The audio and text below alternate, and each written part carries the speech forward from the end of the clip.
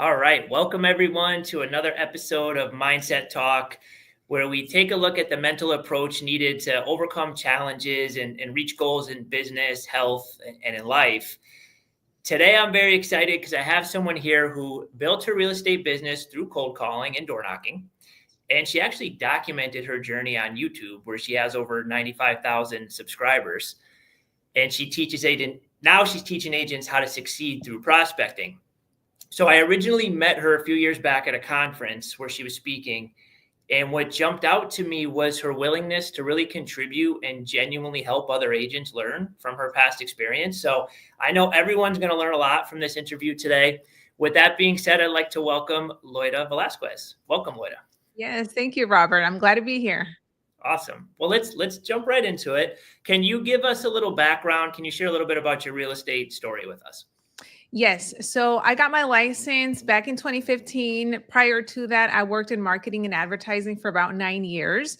Okay. I transitioned full-time into real estate, not really knowing what I was getting myself into, but I was kind of tired of working at places where I was overworked and underpaid and negative environments. So I saw the potential of what real estate would do. I knew that it was not going to be easy or glamorous, but I would be getting paid in proportion to the work that I would put in. So once I got my license, initially, like I said, I didn't know much. I just knew that I was looking at what top producers were doing, and they were focusing on listings. And I'm like, okay, well, listings is the name of the game. Let me focus on that. I would go on YouTube to see what it was like to be an agent. Wasn't really finding much. And then that's how I started my journey on YouTube, just documenting what I was learning. And over time that grew. But yeah, expireds and for sale by owners were my go-to. I knew that a lot of agents did not like going after those lead sources because they are tough. You have to have thick skin. So I said, you know what? It seems like there's less competition going after those lead sources. So I need to be very good with my objection handling and my communication in order to succeed. And then that's kind of how I started and took off from there. Oh, wow. Love it. So cool. I love how you wanted to take control of kind of your situation and your future. And that's one of the great things about real estate. There's really no ceilings with it. So that's great. One of the cool things about your story is that you actually documented it, because so many people out there say cold calling doesn't work. It doesn't apply to this market. Well, you basically created proof of the contrary. Like you showed it works. Yeah. So going back to the early years, I know you did the expireds and FSBOs. How did you get to the point where you were really gaining traction? So, when I started making the phone calls to these lead sources, I was scared like anybody else. And even documenting and recording it, I do remember hearing people say like, oh, you cold call or you door knock, like people still do that. Yeah. And now looking back, I can tell you that it helped me tremendously with my communication going after those lead sources, because now I can talk to anyone, any personality, driver, analytical. If you talk slow, if you're from the West Coast or the East Coast, like I know exactly how to mirror and match you to be able to set an appointment. But, documenting and the start back then and how it is now and over time, how I got better and built momentum, it was simply by just doing the act of making the call. There were a lot of days that I didn't want to pick up the phone or go and knock on some doors, but I knew that in order for me to succeed, I had to hold myself accountable to do what I needed to do. I had left a previous career where I was working, I don't even want to say 9 to 5, because it was more like almost 12-hour days type of thing, working on salary. So I said, okay, if I was committed and showing up back then for someone else, I need to do it for myself, whether I like it or not, because there are certain goals that I want to achieve. There's a certain lifestyle that I want to live. I want to be able to help my family. And if I don't do it, I'm letting them down. So as I started to work on my communication, not just making the calls, but also working on my skills, role playing, getting constructive criticism from agents that were already successful on how to get better. That's how I started to build the momentum, knowing what questions to ask, how to sound, my tonality and things like that. Over time, that's what pretty much helped the momentum and gave me the confidence to continue.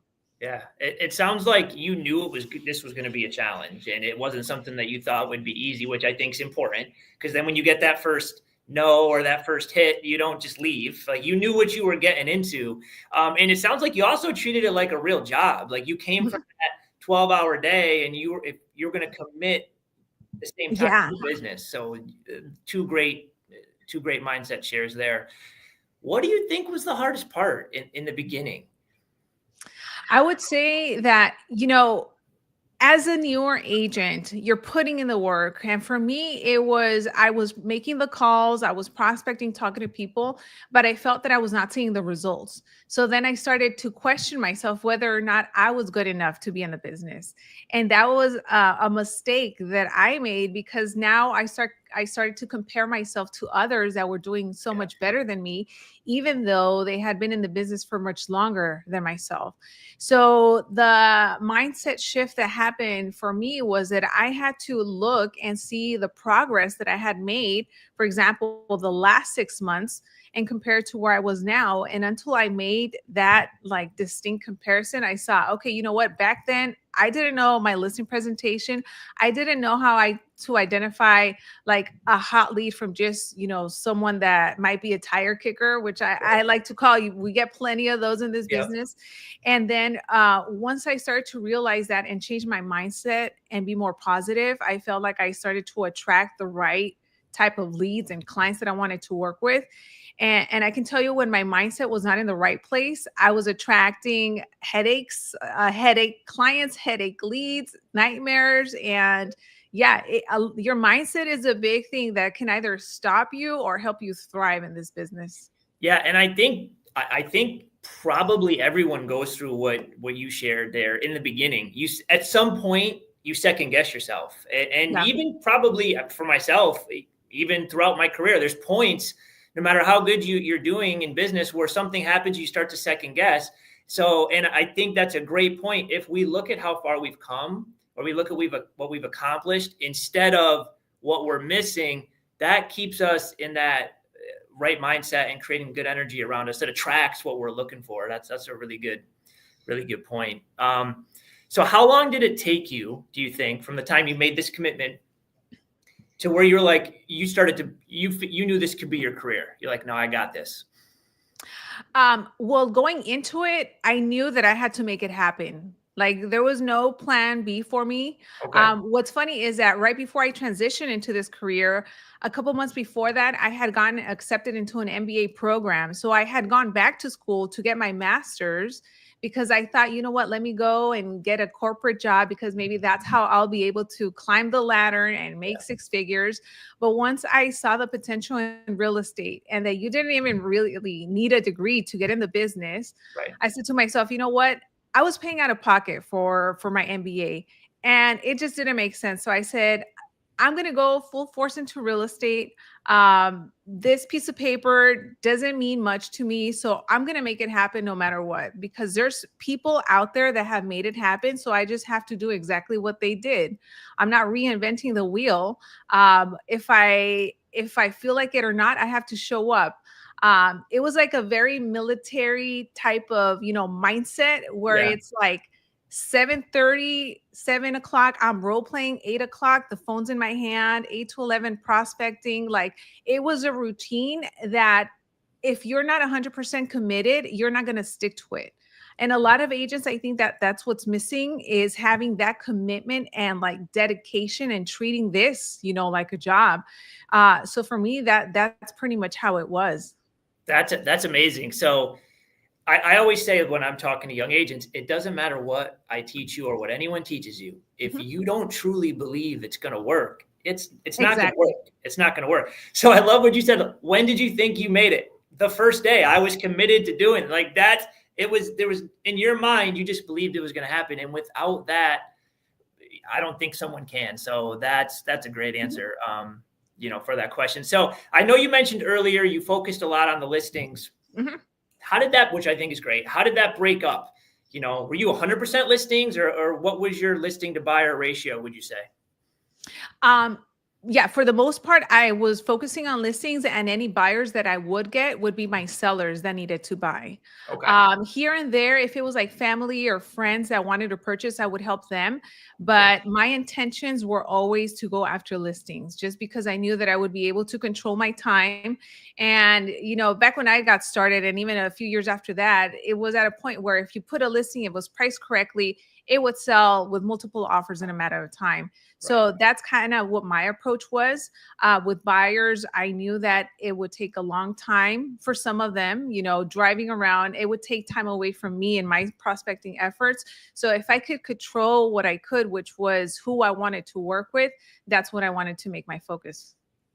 Yeah, that's great. And in your prospecting, if you're not just focused on listings, you're going to miss listings. You're not going to see opportunities that are available if you're trying to prospect buyers and rentals and all this. Mhm. So the narrower the focus, the more productive.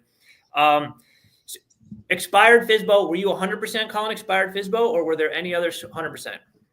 Pretty much 100% that expired FISBOs and door knocking them. Door So knocking. what I would do is that in the mornings, I would look at any new expires that were near me and door Yep. knock them. If I couldn't reach them at the doors, I would be at their door pretty much maybe like 7:45, 8 o'clock. Then door knock a couple doors to the left, to the right, and to the front. And then as soon as I was done with the really close ones by me, then I would get back on the phones and just call the expires and the for sale by owners, because I knew those were the people that were like, I need to sell. I'm raising my hand. Obviously, the for sale by owners, they think that they could sell it themselves, but some of them are very oblivious. I had a for sale by owner, a listing that I took, and he went for sale by owner on Zillow. And when I asked him, what made you decide to try it yourself versus hiring an agent? And he said, you know what, I need to relocate to Indiana, and I think maybe this is the fastest way that I can sell the house. Right. So it's not even that he was opposed to working with an agent. He was just desperate. And I think many times agents see for sale by owners and think automatically like, oh, they don't want to work with an agent, but you never really even know what their situation is. So you have nothing to lose. Worst case scenario, they yell at you. Okay, move on to the next one. But someone Right. out there needs your help. And that was my mindset too. It was looking at it in a way of, there's a family out there that needs my help. And if I don't get to them, there's going to be maybe another agent that doesn't know what they're doing, that's going to give them a bad experience, that might not help them sell their property. So I need to get to them first. Yeah, you said a couple of things that were really good. The way you frame it, right? If you frame it as a place of service, and that you're going to find that person who needs the service, and that's what you're going to attract. And then two, like your persistence. So many agents, they make one call and they don't get an answer, and that's it.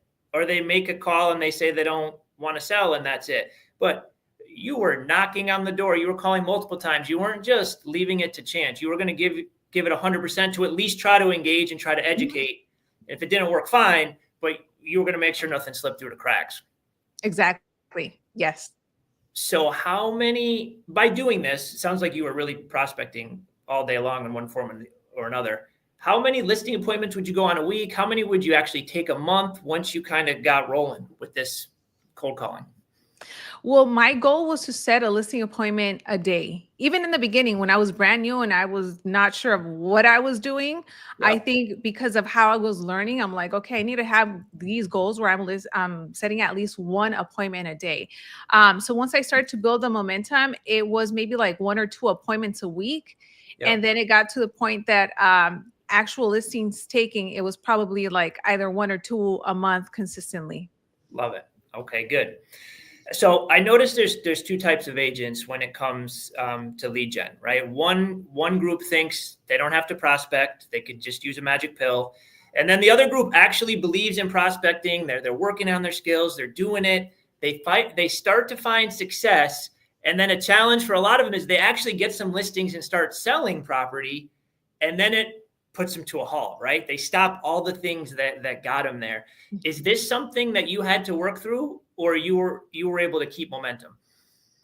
I was able to keep momentum. I think, just like you mentioned, those two different type of agents, I see it happen all the time where they do get a lot of listings and then now they just focus on servicing those listings versus continuing to generate more business. Yep. So for me, I knew from the beginning that I couldn't let that happen, because you never know, those listings that you have, something might fall through, Of course. something cancels. And then if you haven't been generating leads, then you're back at square one.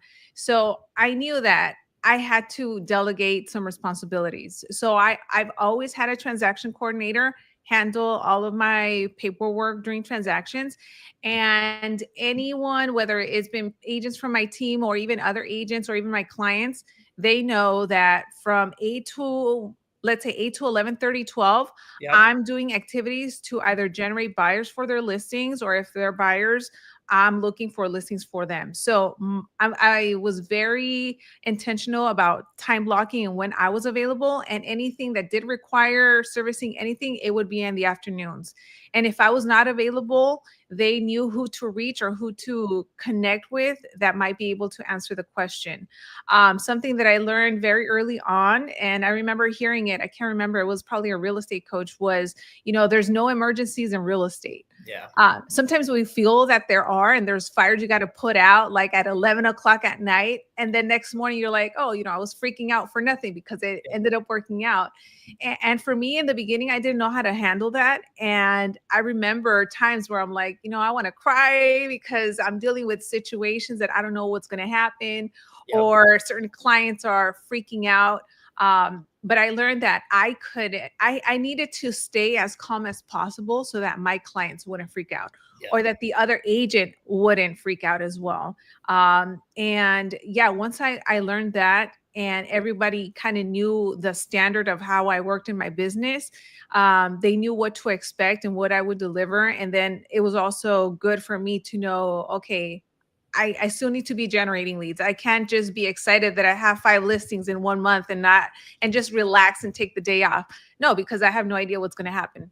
Yeah, it sounds like you really stuck to your schedule, most importantly, like you didn't come off it, but you also proactively put some systems in place to help you protect that morning time where you prospect. And I always say, our minds are sharpest in the morning and in the day. If there's a problem that comes up at 7 or 8 o'clock at night, I know maybe you're different, but I'm not equipped to solve that problem well at 8 o'clock at night. Like, I'm tired. I want to go to bed. But the next morning you're refreshed, you're focused. Like, that's when you should handle business. Yes, exactly. And sometimes it's little things that maybe it's our clients or other agents that make a big deal. And you're like, you know what? We can take care of it next morning. Nothing's open at 9 o'clock at night anyway. No, I can't reach out to escrow. They're not going to answer, or the lender. I mean, yeah. Correct. Absolutely. So I think that's great that you were able to do that. And that really helped you stay on momentum as a schedule. I think that's what it comes down to. One of the hardest things about prospecting is the level of rejection we receive. Mm-hmm. Even the best prospectors, they are told no way more. It's not even close, and they're told yes. Was that ever a problem for you? How did you get through the rejection piece? Yeah, for me, I think just in general, and for anyone, and even now, when someone rejects or says no, they're still kind of like, what can I do better? So for me, it was really working on my communication and my tonality. How am I having these conversations with these homeowners? At what point are they hanging up?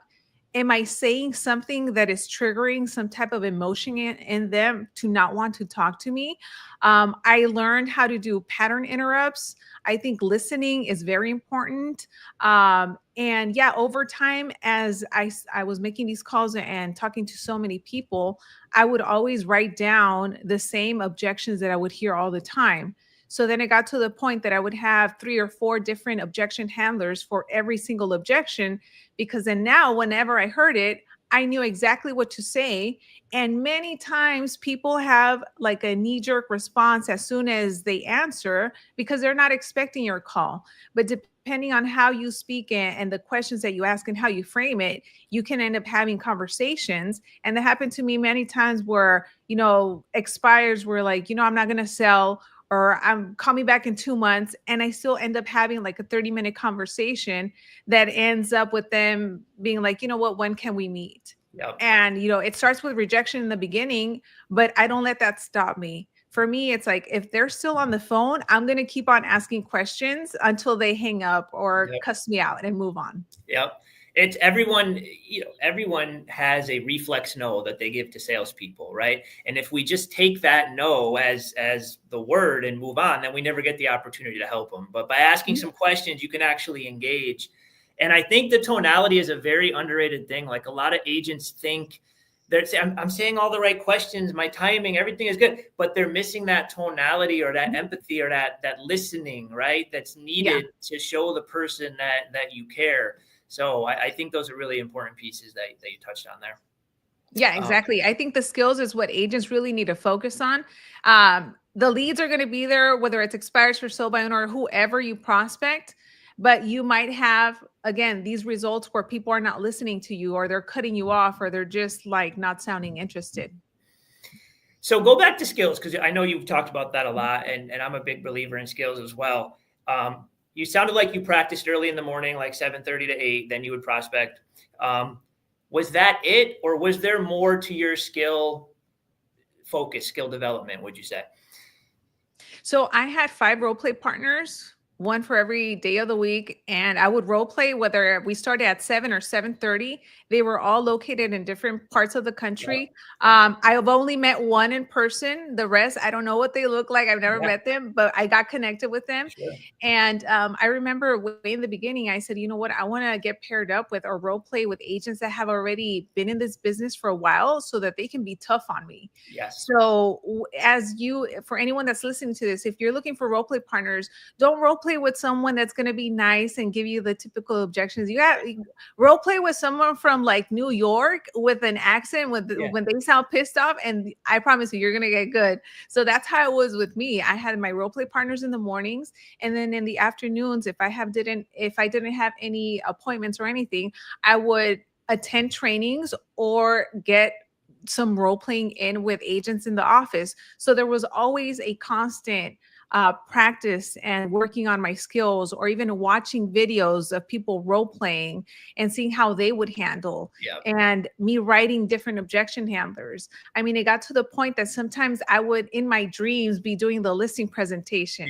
So that's how you knew how committed I was, where I think it took me like 2 weeks to learn my listing presentation. And up until this day, I still know all of my scripts. I know exactly where the lines are in the sheet, because it was like ingrained in me, because I knew that I wanted to master and be very good with my skills, to the point that if I'm out at the park and someone says, hey, I'm thinking about selling, I know exactly what questions to ask.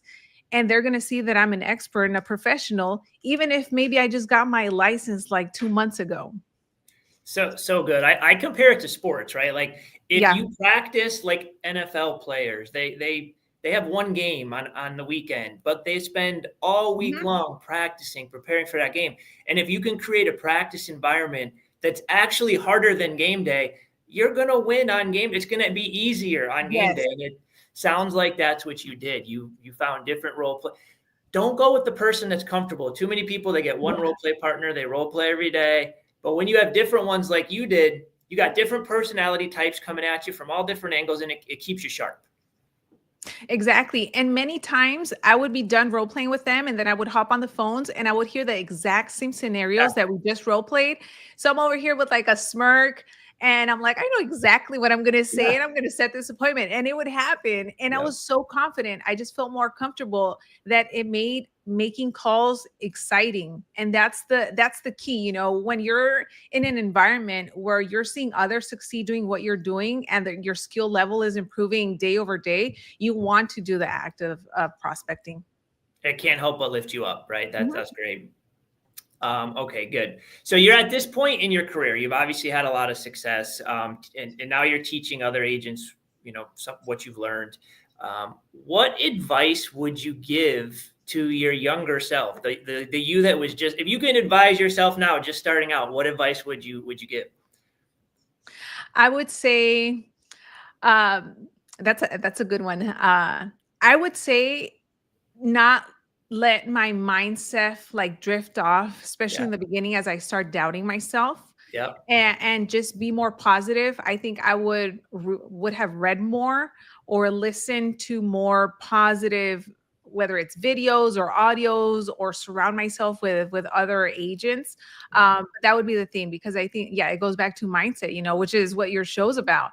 Yeah. If we're not in the right mindset, it can totally, we might be so good in sales and with our Yeah. communication, but if you don't believe it, you're not going to succeed, and you're going to want to leave this business. And I've seen it happen many times where agents had the potential, but they didn't believe in themselves.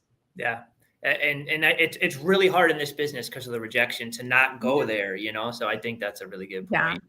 point. Well, there's no secret that the past couple of years have been challenging for most agents across the country. The inventory's been low, the interest rates have been really volatile. A lot of agents have left, or their production has decreased. What are you teaching right now to help agents not only remain strong, but actually grow their business in this environment? Yeah, I think it goes back to working on your skills now more than ever, just Mhm. because you're going to hear a lot of different things from whether it's your clients or people just in general. Yep. Leading up to, what was it, last week, 2 weeks ago, it was, well, I want to hold off because the elections, Right. or we want to see who the president's going to be, or Mhm. interest rates. Or now, after the lawsuit, it's like, oh, well, I don't need to pay a commission, and things like that. So it's working on your skills to know how to be able to have those conversations, so that people still see you as an expert and value you and what you bring to the table. So that's what I've been teaching my agents. That's what's going to separate you from the average agent that doesn't know how to demonstrate their value or their value proposition. And then at the same time, along with that, is just staying consistent doing, what you're supposed to be doing. There's so much noise out in the internet of doing this or do that, or focus on this, or social media, or Yeah. calling doesn't work. Pick something and stick to it. For me, it was making the calls, expireds for sale by owners. That's what I personally focused on and became very good at. If there's something else that you're very good at, or that has given you results, maybe stick to that. But the big mistake that I see all the time is agents, they start something and then they stop, or they do it for 1 or 2 months and then they want to do something else. You're not going to see results if you're always, bouncing around. It's being committed, but also being patient in this business. That's definitely a good share.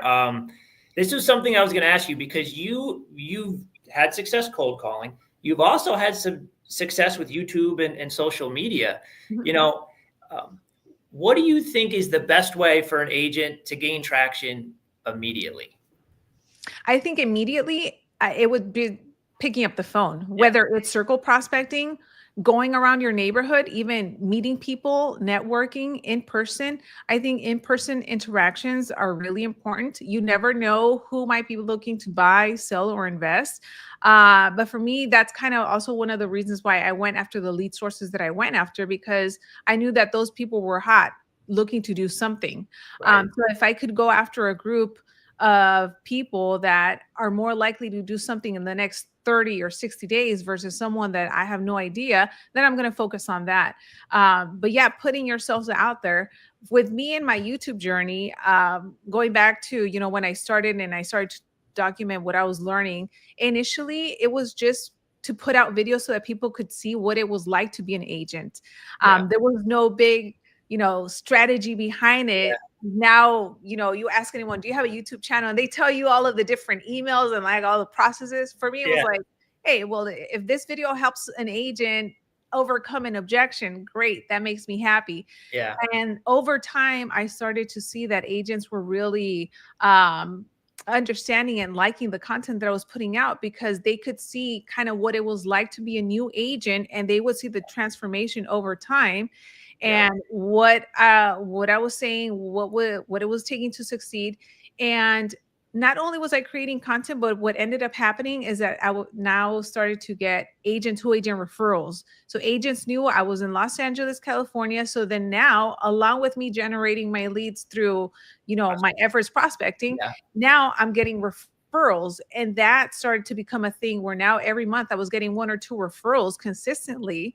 So then now I'm like, okay, this is going somewhere. I knew that video was the way to go back when I started, and I started back in 2015 on my YouTube channel. Yeah. And then as I continued to build that, my goal was just to put one video out every single week. because I saw the results that it was bringing. So Yeah. then uh, moving forward, prospecting was generating me business. My YouTube channel was generating me business from agents and also consumers that would find me and say, "Hey, I saw this video. I have a fourplex that I need to sell. Can you Yep. sell it for me?" Yeah. And they're not asking, or they're not telling me they're interviewing other agents. It's almost like they're asking me if I want to work with them, and I'm like, Yeah. absolutely. Yeah. So it's a stronger relationship built Yeah. already. But I like what you said about you would start with the phones, right? Because Mhm. honestly, if you don't have those fundamentals, it doesn't matter where the leads are coming in from. If you don't have the basic skills and practice and have Exactly. built your skill set, you're not going to be able to help people, right? They're going to feel that on the other line, no matter what source they're coming from. So I think that's a Yes. great start. Yeah, and to add on to that, what I see a lot of agents do that do have some type of money or a budget that they can spend is Yeah. that sometimes they'll go out and buy leads. But then if you don't have the skills to convert those leads, you're just throwing away money because you don't know what to ask or what to say or how to figure out the motivation. And unfortunately, it happens so much. And then agents think, this business is not for me. But what has happened is that you just didn't start correctly in like the process that you should of working on your skills. 100%. And a lot of times those leads they're buying, they're actually buyer leads, which Mhm. again, nothing wrong with Yes, buyers, but if you're trying to build your business and fundamentals, learning the skill of taking listings is more valuable to the marketplace and your business in general. So you're learning you're chasing exactly. the wrong thing, Yep.